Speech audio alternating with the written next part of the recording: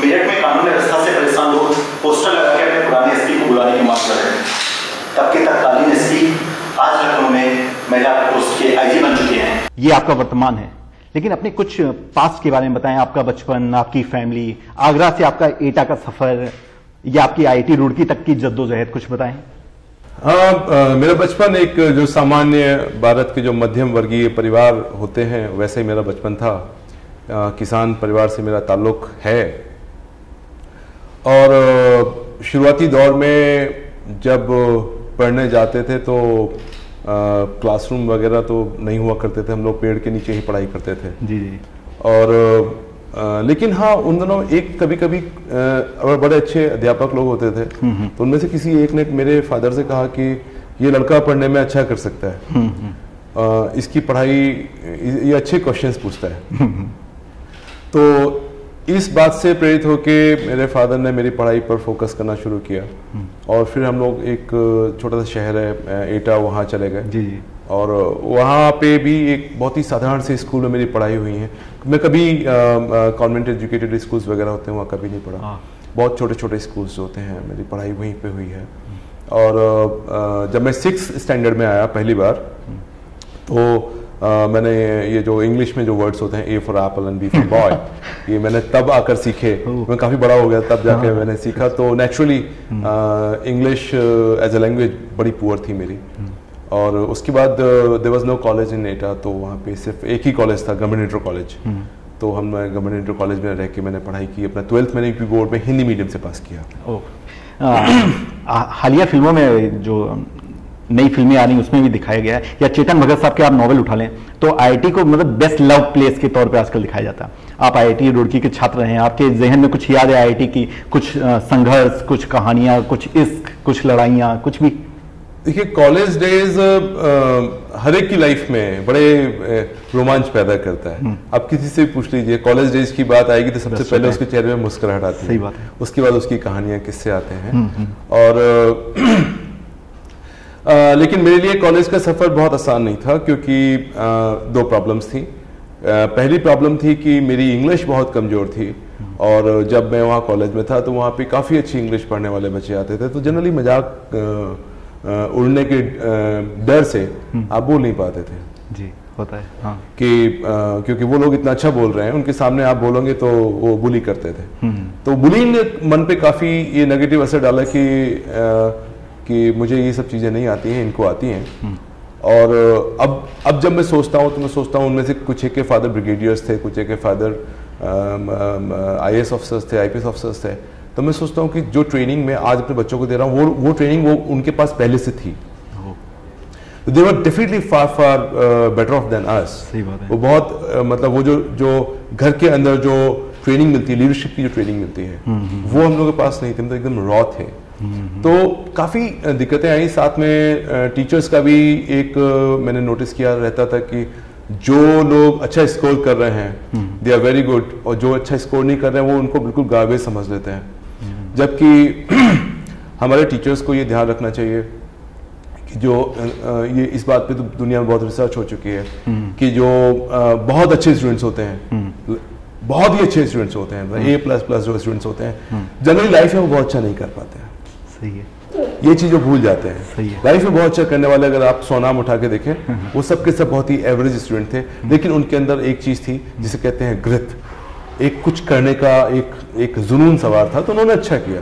तो जिंदगी में सफलता जो है वो आपका जुनून दिलाती है, ना कि आपके एकेडमिक स्कोर। तो लेकिन वहां पे क्या होता था कि इनफैक्ट आज भी मैं देखता हूँ बहुत जगह होता है कि अगर आपका एकेडमिक स्कोर अच्छा है तो आपको बहुत अच्छा मान लिया जाता है। दूसरा स्टूडेंट बहुत अच्छा स्टूडेंट है, उसको अच्छा नहीं माना जाता। तो मैं हमेशा यही कोशिश करूंगा, कर भी रहा हूं, और ये बात मैं मैसेज देने की कोशिश आपके माध्यम से भी करना चाहूंगा कि we should look for the first class persons, not for the first class degrees. सही है सर। एक जो बेहद महत्वपूर्ण सवाल है इंटरव्यू के लिए, और इसको मैंने बड़े मन से तैयार किया था, मैं चाहता हूँ ये ऑडियंस इसको जरूर सुने। बिल्कुल। कि आपने एक IAS एग्जाम क्रैक किया, उसके बावजूद आपने IPS की नौकरी चुनी, क्या वजह रही? देखिए, मेरा IAS या IPS में एग्जाम कभी मैं लिखूंगा, मैंने सोचा भी नहीं था। जी। और इसलिए नहीं सोचा था कि मैं कुछ और करना चाहता था। प्राइमरी रीजन ये था, मुझे लगता था मैं कभी कर ही नहीं सकता क्योंकि जिस बैकग्राउंड से हम लोग आए हैं वहां से तो कोई इंजीनियरिंग तक में नहीं जाता है। जी जी जी हाँ, एटा तो बहुत छोटा सा, बहुत छोटी सी जगह है। जैसे फॉर एग्जांपल मेरे गांव में पुलिस की सिर्फ 2 ही रैंक है, या तो एक मैं हूं या दूसरा कोई कांस्टेबल है, बीच में कोई नहीं है। तो जब आप उनके बीच में रहते हैं तो आपको अपने ऊपर भी कॉन्फिडेंस नहीं होता है कि आप कुछ अच्छा कर सकते हैं। So I never thought of it. मुझे लगता था ये बहुत बड़े एग्जाम से, मेरे बस की बात नहीं है, तो इनके मैंने सोचा नहीं कभी। एंड सेकेंड ये था कि मुझे टेक्निकल चीजों में मजा आता था, इंजीनियरिंग में मजा आता था। और खास तौर से मैंने चूंकि कंप्यूटर साइंस से की, तो उसमें क्या होता है कि आपका जो क्रिएटिविटी है उसको आप अपने सॉफ्टवेयर के माध्यम से आप उसको प्रैक्टिकल लाइफ में ला सकते हैं। तो बहुत अच्छा मुझे एक प्लेटफॉर्म मिल गया था, बहुत मजा आता था नए नए प्रोग्राम्स लिखने में। चैलेंज होता था कि एक लंबा प्रोग्राम है, फॉर एग्जाम्पल 500 लाइंस का प्रोग्राम है, तो हम लोग चैलेंज लिया करते थे उस 500 लाइंस का प्रोग्राम जो ऑन एन एवरेज 500 लाइंस में लिखा जा रहा है, उसको 100 लाइंस में लिख के दिखाएं। अगर वो 100 लाइंस में हम लिख लेते हैं, then that's the smartness. Otherwise 500 में तो कोई भी लिख सकता है। सही बात है। वो मैं कर रहा था, बट तभी एक ऐसी घटना घर पे हुई मेरे माता पिता के साथ, मेरे पेरेंट्स के साथ, मेरे फादर के साथ, कि उस घटना ने मुझे पूरी तरीके से झकझोर कर रख दिया, नीचे से ऊपर तक, जिसे कहते हैं ना कि कंप्लीट शॉक मैं दे दिया। और वो ये थे कि मेरे फादर ने रिटायरमेंट के बाद जब एक छोटा सा पीस ऑफ लैंड लिया था, जो ग्रेचुटी और जो सब पैसा मिलता है रिटायरमेंट के बाद जो मिलता है, तो he bought a piece of land to make his own home. And जब वो बनाने पहुंचे तो जो छोटे मोटे गुंडा भाई लोग होते हैं, उन्होंने वो पूरा तोड़ दिया एंड बड़ी बदतमीजियां करी। तो वो लोग तो गुंडे थे, उन्होंने बदतमीजी की, तो हम लोग फिर पुलिस के पास गए और पुलिस से हम लोग ये उम्मीद करते थे कि वो एक सही और एक जेन्युइन निर्णय करें। तो आपकी एज क्या होगी उस वक्त? मैं उस वक्त इंजीनियरिंग करके निकला ही था। अच्छा। बमुश्किल से 21.5 साल या 22 साल की एज रही होगी। तो मैं अपने फादर के साथ और हम 2-3-4 लोग मिलके, क्योंकि पुलिस से हम लोग इतना डरते थे, पुलिस से कभी कोई मतलब नहीं, तो पहली बार पुलिस के किसी एक अधिकारी के पास गए और मेरे फादर ने जिसे कह सकते हैं कि जितना पोलाइटली अपनी बात रखी जा सकती, मुझे आज भी याद है, that officer was young, my father was a retired person, तो सीनियर सिटीजन थे उस वक्त भी, तो जितनी पोलाइटली अपनी बात को कह सकते थे उन्होंने अपनी बात कही। और उन्होंने बड़े सीधे सीधे शब्दों में कहा कि सर देखो, मेरे पास ये रजिस्टर्ड पेपर है, ये जो एसडीएम है, रेवेन्यू के अधिकारी हैं, उनका आदेश है कि इस जमीन पे ये मेरा हक पुलिस मुझे दिलवाए जी। और ये लोग जो लोग दंगा कर रहे हैं, आप इनके पास बुला के पूछ लीजिए, कोई पेपर हो, कुछ भी हो, तो मैं अपना क्लेम ही छोड़ दूंगा यहाँ से। ठीक है साहब, पूरी जिंदगी मेरी निकल गई, मेरा आज तक कभी किसी से कोई झगड़ा नहीं हुआ है, स्पॉटलेस रहा है मेरा कैरेक्टर। तो इस वक्त आके मेरे ऊपर इतने अगर ये आरोप लगेंगे, मुझे कोई झूठा साबित करेंगे, वो ठीक नहीं है। तो मेरे फादर ने कहा, सर आप मेरा पेपर्स तो देख लो। And that officer was so rude, so errant कि उसने वो पेपर्स उठा के ऐसे फेंक के मारे एंड वो उड़ता हुआ लिफाफा मेरे फादर के ऊपर लगा। तो बहुत गुस्सा आया, बहुत ज़्यादा गुस्सा आया कि सी पॉइंट ये कि कोई भी ऑफिसर हो, गवर्नमेंट का हो, बड़ा हो, छोटा हो, अगर वो किसी को सम्मान नहीं दे सकता तो उसको अपमान करने का अधिकार बिल्कुल नहीं। सही बात है। यहाँ पे सीधी सी बात यह है कि आप मेरे फादर की हेल्प कर सकते हैं तो करिए, नहीं कर सकते तो मना कर दीजिए, but you have no right to humiliate my father. मेरे फादर या किसी के भी फादर जो कि पूरी जिंदगी काट के 60 वर्ष की अवस्था के बाद जी अगर अपमानित होंगे तो फिर सही बात है, फिर खून उबलता है। और एक बेटे के सामने, तो वो भी बेटे के सामने, तो कभी नहीं करना चाहिए किसी को। तो आप टाइम लेना चाहें तो ले लें। नहीं, मैं बताता हूँ। तो उसके बाद मेरे फादर के पास कुछ खास कहने को नहीं था, तो उन्होंने कहा कि सर, यही बात उन्होंने कही कि सर आप मुझे अपमानित ना करें। मेरे लड़के, मतलब मेरे भाई लोग भी गए हुए थे, जो कजिन्स वगैरह हैं, तो वो लोग भी गए हुए थे, तो उन्होंने कहा मेरे बच्चों के सामने आप मुझे अपमानित ना करें। और मैं मुझे शब्द उनके याद, उन्होंने कहा कि मेरा बेटा भी रुड़की से क्लास 1 इंजीनियर है, आप मुझे अपमानित ना करें। तो इस पे वो जो थे अधिकारी, उन्होंने कहा ऐसे इंजीनियर मारे मारे फिरते हैं, आप मुझे अपने लड़के की धमकी दे रहे हैं। तो ये इतना बड़ा अपमान बर्दाश्त करना पड़ा कि समझ ही नहीं आ रहा था कि ऐसा क्यों होता है, और ये आदमी कैसे किसी को यूं अपमानित कर सकता है, बिना किसी गलती के अपमानित कर सकता है। तो इस अपमान का आपके पास कोई चारा नहीं है। आम हिंदुस्तानी के पास क्या चारा है? पुलिस वाले ने बदतमीजी कर दी, आप चुपचाप घर चले आएंगे। अमूमन ऐसा होता है? अमूमन ऐसा होता है, रोज ऐसा होता है। तो वही बर्दाश्त करके घर आ गए, और घर आके मैंने नोटिस किया कि वो मुश्किल रात रही होगी आपके लिए। वही नहीं, अगले पूरा वीक बड़ा मुश्किल था।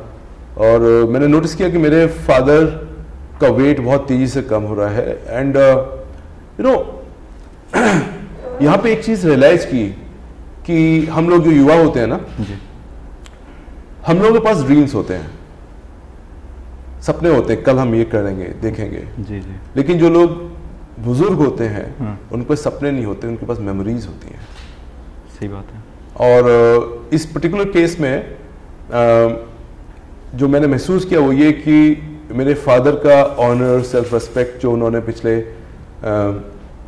30-35 साल के करियर में, वो कोई बहुत बड़े आदमी नहीं थे, कोई बहुत बड़ा वो नहीं, लेकिन अपने छोटे से समाज में जहाँ रहते थे, अपने छोटे से ऑफिस में जहाँ वो रहते थे, वहाँ उनका सम्मान था जी। और किसी को भी ये हक नहीं है कि उस सम्मान को अपमान में बदल के उनकी जिंदगी को नरक बना दें।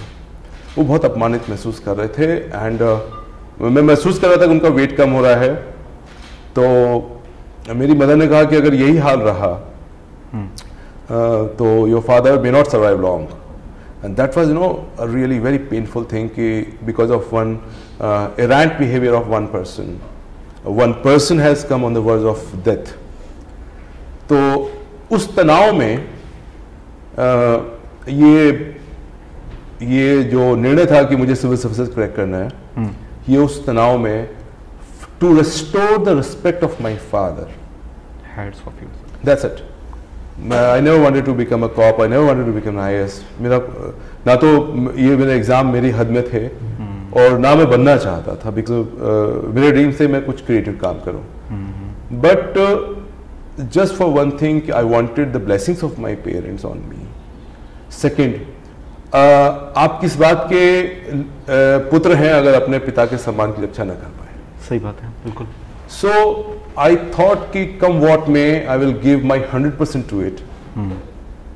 चाहे कुछ भी हो जाए, मुझे एग्जाम लिखना है और मुझे इस जेंटलमैन को बताना है कि इंजीनियर्स मारे मारे नहीं फिरते हैं, क्योंकि इस देश में या इस दुनिया को बनाने वाले इंजीनियर्स होते हैं। बाकी लोग बाकी सब काम करते हैं, लेकिन हर चीज़, अगर आप मेडिकल साइंस में भी हैं तो जो सुई लगती है ना, वो सुई भी किसी इंजीनियर की बनाई हुई होती है। इस दुनिया को बनाने वाला सिर्फ इंजीनियर होता है, उसको इतना हल्के में नहीं लेना चाहिए। एंड ये तो सब पर्सनली हर्ट हुआ, और सबसे इम्पोर्टेंट बात थी कि मुझे सबक सिखाना था उस इंसान को कि ऐसे मत करो। वो गुस्से में था, मैं कुछ कर नहीं सकता था, तो सबसे अच्छा यही तरीका था, पॉजिटिव तरीके से अगर आप सोचो। नेगेटिव तरीका तो ये था कि मैं क्रिमिनल बन के जो है कुछ करूं। आसान तरीका था, आसान तरीका था। पॉजिटिव और मुश्किल तरीका ये था कि मैं कुछ ऐसा करूं कि जिससे तुम जैसे लोगों को सबक मिले और लंबे समय तक सबक मिले। मैंने उसी दिन तय किया, उसी दिन नहीं 3-4 दिन के बाद तय किया कि कुछ और, मतलब एक बात और भी थी। मैंने फादर से कहा कि आप मुझे 6 महीने का समय दो, मैं इतना सारा पैसा कमा के दूंगा। मुझे अपने ऊपर भरोसा बहुत था कि if I want to make money I would make lot of money. इतना टैलेंट था मेरे पास, यकीन था कि मैं कर सकता हूँ इस काम को। सॉफ्टवेयर इंडस्ट्री उस वक्त बड़ी हो रही थी, तो बहुत पैसा था उसमें, इंडस्ट्री में। तो बट वहाँ पे सबसे बड़ी बात ये थी, मेरे फादर ने जमीन नहीं खोई थी, मेरे फादर ने रिस्पेक्ट खोया था। लड़ाई जमीन की, पैसे की खत्म हो गई थी, लड़ाई तो अब सिर्फ रिस्पेक्ट की बची थी। सो थाने के बाद से आपकी एक नई लड़ाई शुरू हुई। वो मेरी एक नई जंग शुरू हुई। एंड आई डिसाइडेड कि अब मुझे IPS बनना है, और रोज मथा टेकता था कि माँ के दरबार में कि मुझे IPS बना दे और यूपी कैडर दे दे। यूपी कैडर दे दे, मुझे IAS नहीं बनना था, IPS ही बनना था। तो मैंने एग्जाम लिखा, बड़े जुनून के साथ, जिद के साथ एग्जाम लिखा, और उसमें मेरी फर्स्ट चॉइस मैंने IPS दी। देखिए कितना अच्छा संदेश मिला कि अपराधी बनने के लिए कितना आसान होता है कि आपने कहीं से बंदूक खरीदा और उसको इस्तेमाल कर लिया, लेकिन ये कितना कितना आप देखिए कितने प्रभावशाली तरीके से बताया गया। और एक इनकाउंटर स्पेशलिस्ट कैसे अपनी पापा के बारे में बात करता हुआ थोड़ा सा नम हो जाता है, देखने लायक बात है। आगे चलूं हम लोग? जी बिल्कुल। जी नवनीत जी, पिछली मायावती सरकार के दौरान आपकी कई पोस्टिंग ऐसी जगहों पे हुई जो बेहद महत्वपूर्ण नहीं मानी जाती। क्या आपको लगता है कि आप कहीं ना कहीं राजनीति का शिकार होते रहे हैं? देखिए, पर्सपेक्टिव होता है। मैं आपसे पूछूं कि अगर उस सरकार के दौरान मेरा पैर टूट जाता और मैं बिस्तर में चला जाता तो मैं किसे दोष देता? ये इंसान का नेचर होता है कि जब वो बहुत अच्छा नहीं कर पा रहा होता है तो वो दूसरे के अंदर खामियां ढूंढता है। और मेरी मदर से मैंने सिर्फ ये सीखा है कि खामियां कभी दूसरे के अंदर नहीं ढूंढनी चाहिए, बल्कि जो सिनेरियो है, जिस सिनेरियो में आप हैं, उसमें द बेस्ट आप कर रहे हैं या नहीं कर रहे हैं। अब उसमें अगर आप द बेस्ट कर रहे हैं तो फिर उससे अच्छा और दूसरा कोई विकल्प नहीं हो सकता। सही है। उससे अच्छा कोई विकल्प नहीं हो सकता। और उस दौरान मेरे पास इतना अच्छा मौका था, मैंने खूब जम के पढ़ाई की।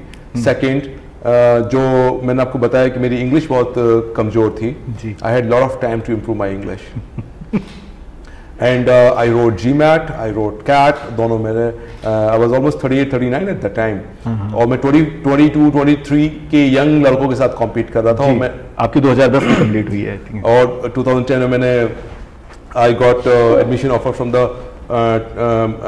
दुनिया के जो टॉप 20 स्कूल्स हैं 20, उनमें से 4 में से मेरे पास एडमिशन का ऑफर आया था। सो आई थिंक वो अपने आप में एक बहुत बड़ा अचीवमेंट मैं मानता हूँ। और लेकिन वो सब चीज़ ठीक है, मैं आपको बड़ी इंटरेस्टिंग चीज़ बताता हूँ कि इंग्लिश को लेके हमेशा लगता था कि मेरी कमज़ोर है, लेकिन इस दौरान मैंने काफ़ी फोकस किया, टाइम मिला मेरे को, so I improve in my English like anything. And जब मैं ISB का जो एक्सचेंज प्रोग्राम होता है उसके लिए मैं बाहर गया, टोरंटो गया, तो वहाँ पे मैं करीब 3-4 महीने था। तो वहाँ पे एक जगह मैंने देखा रिक्वायर्ड ट्यूटर्स फॉर GMAT। तो मैंने कहा मैं खाली रहता हूँ 3 दिन वीक में, I can go and teach. So मैं वहाँ पे मैथ्स पढ़ाने गया था, बिकॉज मेरा मैथ्स स्ट्रांग था शुरू से। तो मैंने कहा चलो मैथ्स पढ़ाते हैं, टाइम पास हो जाएगा and I will make some dollars also. लेकिन वहाँ पे क्या हुआ कि एक बार क्या हुआ कि एक जो जिसे हम लोग इंग्लिश बोलते हैं वर्बल जो क्लासेस होती हैं, तो उसकी फैकल्टी नहीं आई थी। सो दे रिक्वेस्टेड मी कि आप आज वर्बल का हमारा कुछ क्लासेस ले लीजिए because faculty is not there. मैंने कहा कि मुझे तो I am prepared for the maths, मैंने तो इंग्लिश प्रिपेयर करके आया नहीं हूँ। बोले प्लीज टेक द क्लास। तो मैंने क्लास ली। सो उस दिन मैंने क्लास ली तो मुझे बड़ा मजा आया क्लास में पढ़ा के, बिकॉज पता लग जाता है कि बच्चे समझ रहे हैं या नहीं समझ रहे हैं। तो फिर तो मैंने इंग्लिश पढ़ाना शुरू कर दिया। तो जब मैंने वहाँ पे सारे गोरे होते थे, पूरे वर्ल्ड वाइड के लोग थे, करीब 30 स्टूडेंट थे। तो जब मैं गोरों को इंग्लिश पढ़ा रहा था, किक मूवमेंट था वो। मैंने वहीं से अपनी मदर को फोन किया, मम्मी देखो आज मैं गोरों को इंग्लिश पढ़ा रहा हूँ। सही है, अगर एटा का कोई लड़का आके वहाँ पे पढ़ा रहा है इंग्लिश, सही है। और तो मेरी मदर बड़ी खुश हो गई। अच्छा, जब आपकी पश्चिमी उत्तर प्रदेश में पोस्टिंग थी तो उतने वक्त के मैंने स्टैटिक्स उठा के देख रहा था, तो अपराध का ग्राफ काफी नीचे आया था। तो क्या है आप में ऐसा जो अपराधी आपसे खौफ खाते हैं? देखिए, ऐसा कुछ भी नहीं है कि अपराधी मुझसे खौफ खाते हैं। और मैं बहुत ही जिसे कहते हैं ना कि बेइंतहा इमोशनल इंसान हूँ। और मैं एक चींटी भी नहीं मार सकता। अब आप लोग मीडिया वाले मुझे एनकाउंटर स्पेशलिस्ट कहते हैं।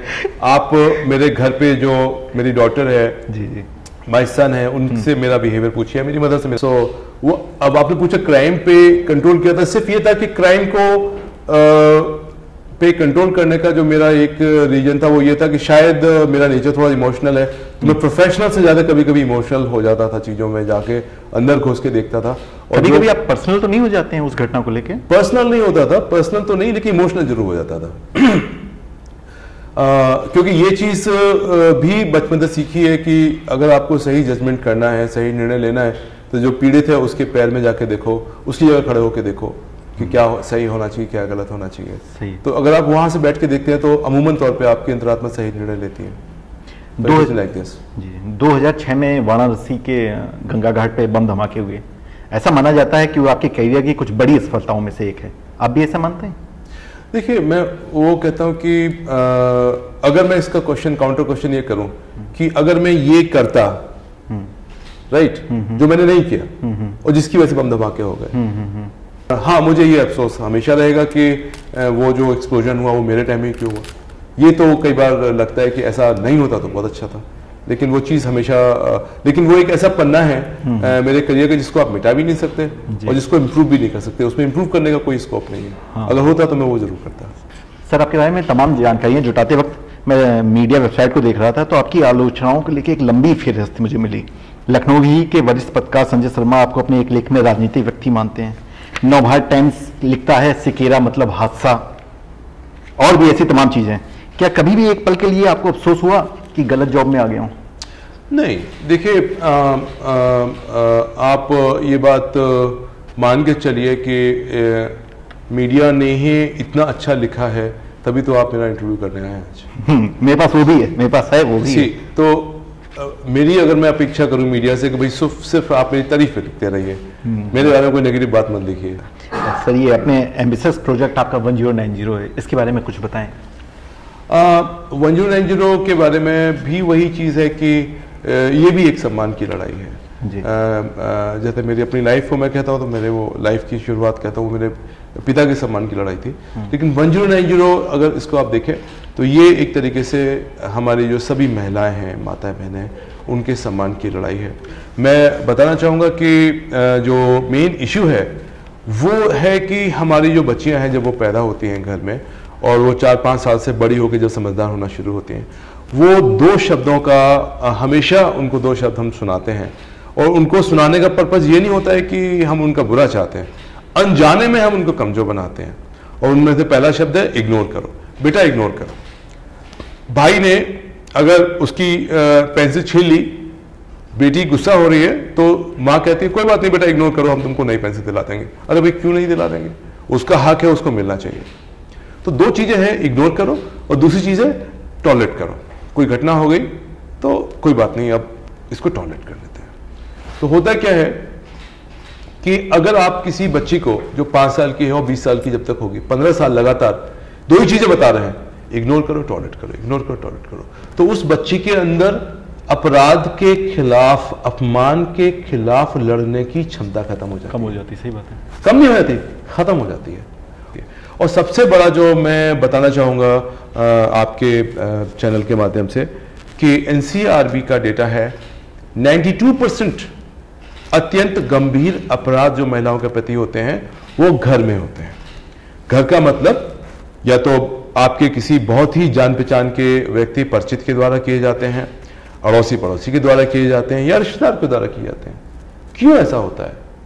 वो इसीलिए होता है क्योंकि जब वो एडवांसमेंट कर रहे होते हैं तो हम अपनी बच्चियों को सिखाते हैं बेटा इग्नोर करो, तो वो इग्नोर करती है, इग्नोर करती है, इग्नोर करती है। और जब एक दिन उनके साथ अपराध हो जाता है तब फिर उनसे कहा जाता है अब तो हो ही गया, अब इसको टॉलरेट करो।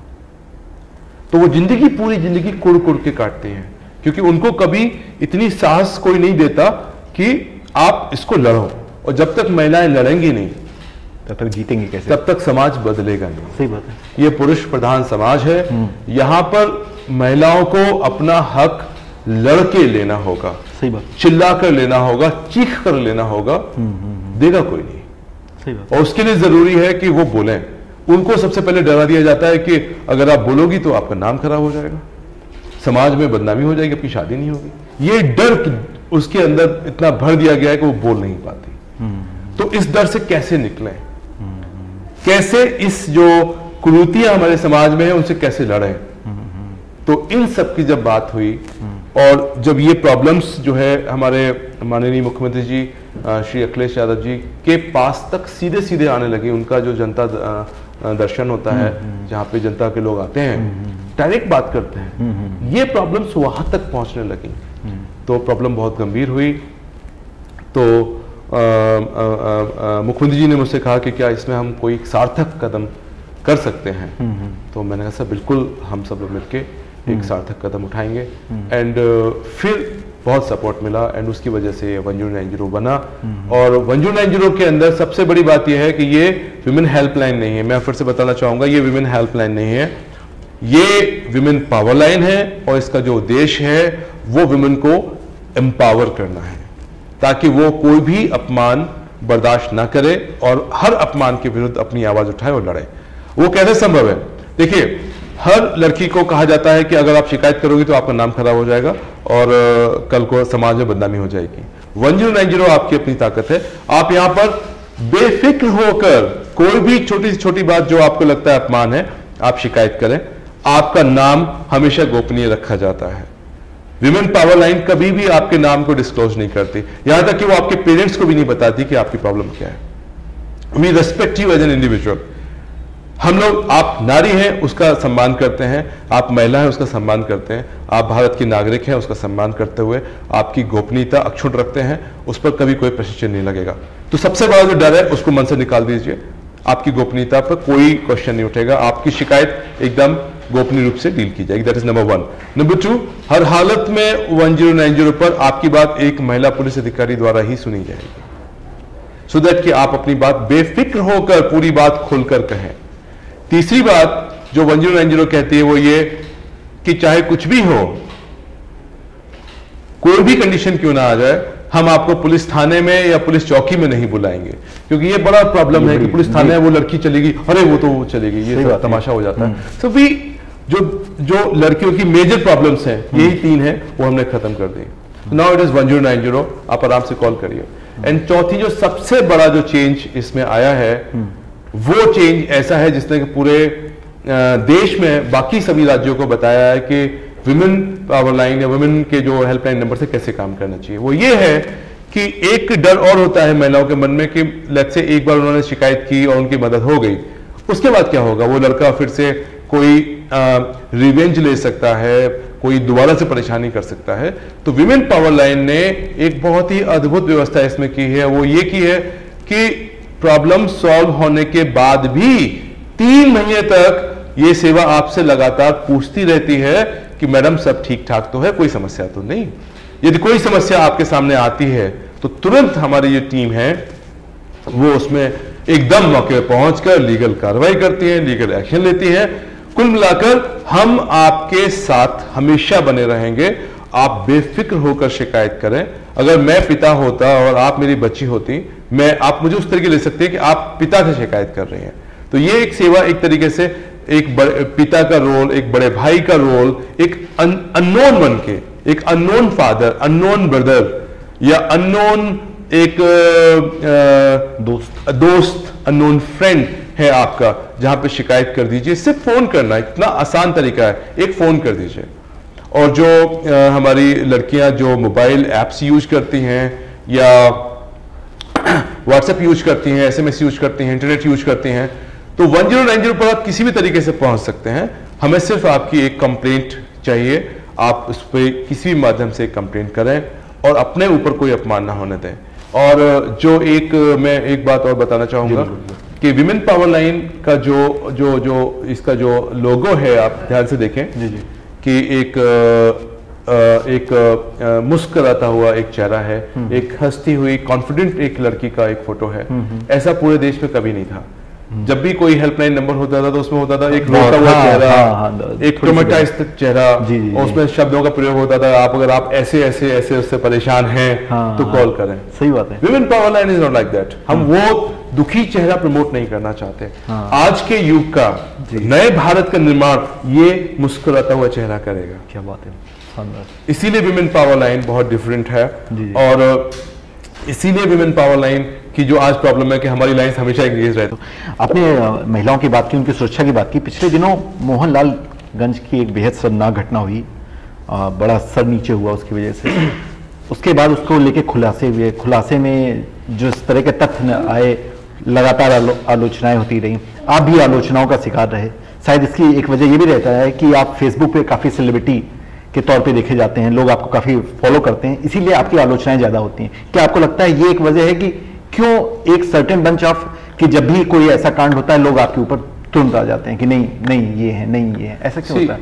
देखिए, ये प्रश्न तो आपके विचार करने का है कि जैसे इस सिस्टम के अंदर मैं बीच में हूं, मेरे नीचे भी ऑफिसर्स हैं, मेरे ऊपर भी ऑफिसर्स हैं जी, ठीक है।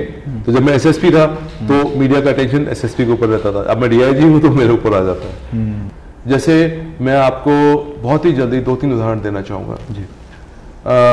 पहला उदाहरण है जो नोएडा में एक बच्ची थी आरुषि, अब उस कांड पे आप ध्यान दें तो जो पुलिस की तफ्तीश थी, जो लोकल पुलिस ने जो इन्वेस्टिगेशन डे 1 किया था, मीडिया ने उसको बहुत आलोचना किया।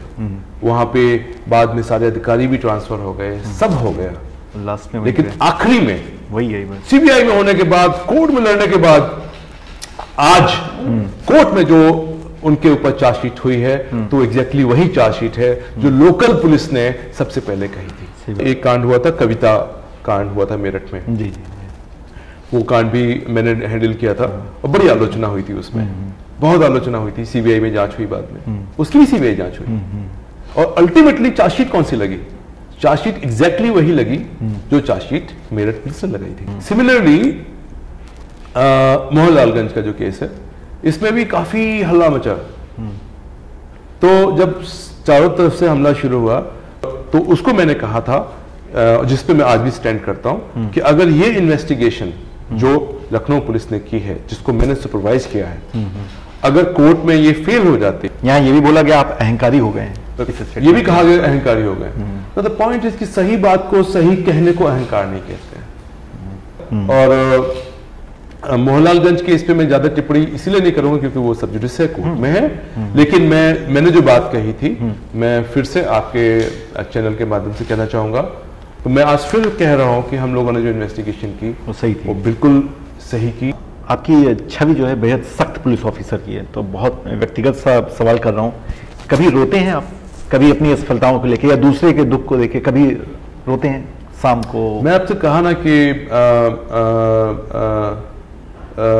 मैं बहुत ही भावुक किस्म का इंसान हूँ और कभी नहीं, मैं अगर मैं ऑनेस्टली कहूँ, पहले तो क्या लगता था कि अब से 4-5 साल पहले तक की बात बोल रहा हूँ, ऑनेस्टली बोलने में डर लगता था कि मैं कैसे कहूँ कि मैं इनके सामने मेरे आंखों में आंसू आ गए। लेकिन अब इतना देख लिया, इतनी आलोचनाएं सुन ली, तो अब मैं एक्सेप्ट कर लेता हूँ कि हाँ, मुझे कुछ किसी का दुख दिखता है तो मेरे आंखों में आंसू आ जाते हैं, तो आ जाते हैं, यस आ जाते हैं, छुपाते नहीं है। अब नहीं छुपाता, पहले छुपाने की कोशिश करता था, अब नहीं छुपाता, ठीक है आ जाते हैं तो आ जाते हैं। हाँ, एक प्रश्न आपने बड़ा महत्वपूर्ण पूछा कि क्या मैं अपनी असफलता से कभी दुखी हुआ या अपनी असफलता में मैंने कभी आंसू बहाए? वो कभी नहीं बहाए। अच्छा। जब असफल हुआ तब और बहुत असफल हुआ हूं मैं ये बताना चाहता हूँ, लोग समझते हैं कि जो सक्सेसफुल हो गए वो हमेशा सक्सेसफुल होते, नहीं। मैं कई बार फेल हुआ हूं और कई बार टीचरों ने बड़ा अपमानित किया है, कई बार दोस्तों ने भी कई बार मजाक उड़ाया, इट्स ओके। लेकिन हर बार जब मेरा मजाक उड़ा या हर बार जब मैं फेल हुआ पर्सनल लेवल पे, तो मैं पहले से ज्यादा डिटरमाइंड हो गया। मेरे पास एक पुलिस न्यूज नाम का एक ब्लॉग है सर, जिसकी हेडलाइन है, बहुत ही उसकी अच्छी हेडलाइन है, उसमें लिखा गया लो वापस आ गया यूपी का दबंग, यूपी का दया नायक नवनीत सिकेरा। उसकी पहली लाइन है, जाबाज, दबंग, ईमानदार और एकदम चौकन्ना रहने वाला यूपी पुलिस का वरिष्ठ अधिकारी नवनीत सिकेरा 5 साल के बनवास के बाद वापसी कर चुका है। उसके नीचे कोई प्रशांत हैं लखनऊ के, वो कमेंट करते हैं, I am big fan of Navneet sir, thanks and congrats for coming back in Lucknow again. तो ये कुछ चीजें, मेरे पास काफी चीजें हैं, ये दिखाता है कि ना सिर्फ आप अपने डिपार्टमेंट में बल्कि लखनऊ और इनफैक्ट यूपी में बहुत ही पॉपुलर है। तो जब लोगों की आपसे इतनी अपेक्षाएं हैं तो मेरा ये सवाल करना वाजिब होगा, क्या लखनऊ को लेके या उत्तर प्रदेश को लेके आपके पास कोई विजन है अगले 5 साल में कि ये करना है? देखिए, पॉइंट ये है कि सबसे अच्छा तरीका होता है कि आप एज एन इंडिविजुअल, ठीक है, as a system, as an individual, जो आपकी लिमिटेशन है उसमें द बेस्ट क्या कर सकते हैं जी। अगर आप अपनी लिमिटेशन में द बेस्ट कर सकते हैं, और अगर हर आदमी, क्योंकि लिमिटेशन कॉन्स्टेंट्स हमेशा रहेंगे, हर आदमी इस तरीके से सोचे तो बहुत चीजों का चेंज ला सकते हैं, बहुत बड़े बड़े परिवर्तन ला सकते हैं। आप सोचिए, 2 साल पहले किसी ने सोचा था कि हम लोग फोन के माध्यम से लड़कियों की हेल्प कर पा रहे होंगे, सोच भी नहीं सकते थे कोई। सही बात है। वो भी इतना अच्छा कि रात में 1 बजे फोन आता है और 10 मिनट के अंदर एफआईआर दर्ज हो जाती है। बेहद शुक्रिया नवनीत जी, जो आपने हम लोग को समय दिया। उम्मीद करता हूँ जब आपसे अगली बार मिलूंगा तो आपके पास कामयाबियों का एक और बड़ा गट्ठर होगा, हम लोग कुछ आपकी अपेक्षाओं पे बात करेंगे। नहीं, बिल्कुल ज़रूर। आपका बहुत बहुत शुक्रिया रुद्र, आपने बहुत अच्छा मौका दिया। इस बहाने से बहुत सारी चीज़ें, एक पूरा मेरा लाइफ साइकिल सामने से गुजर गया, और मैं आपके माध्यम से जो 2 मैसेज देना चाहूँगा। एक मैसेज है गर्ल्स के लिए, महिलाओं के लिए, कि वो कोई भी अपमान बर्दाश्त न करें। दूसरा बॉयज़ के लिए मैं कहूँगा कि पीछे से सीटी बजाना, कमेंट करना बुज़दिलों का काम होता है, कायरों का काम होता है। अरे असली बॉयज, असली मर्द तो वो होते हैं जो अपनी जान तक दे देते हैं अगर किसी महिला का अपमान होता है। तो आज की युवा पीढ़ी है, मैं उसे यही कहूंगा कि महिलाओं की निगाह में अपना सम्मान बनाएं। यदि उसका अपमान हो रहा हो तो जो शारीरिक ताकत ईश्वर ने आपको दी है उसका प्रयोग करें, मानसिक ताकत आपको दी है उसका प्रयोग करें, पुलिस की हेल्प लें और महिला का अपमान होने से बचाएं। यही आपका सबसे बड़ी श्रद्धांजलि होगी, आपकी अपनी मदर के लिए, अपनी दादी के लिए, अपनी बहन के लिए। हम सब लोग मिलकर ही एक अच्छे समाज का निर्माण करेंगे, और कोई नहीं। बेहद शुक्रिया, बेहद शुक्रिया। इलेक्ट्रॉनिक मीडिया और प्रिंट मीडिया के बाद सोशल मीडिया और सबसे बड़ा माध्यम है जहां पे लोगों को सवाल उठाने की जिम्मेदारी मिली है। मैं और मेरी टीम एक नई पहल कर रहे हैं जहां पे हम सिर्फ सवाल नहीं उठाएंगे बल्कि संबंधित विभाग के अधिकारियों से सवाल पूछेंगे भी, और असली लोकतंत्र भी तो यही है ना। मेरे माय किड्स हैव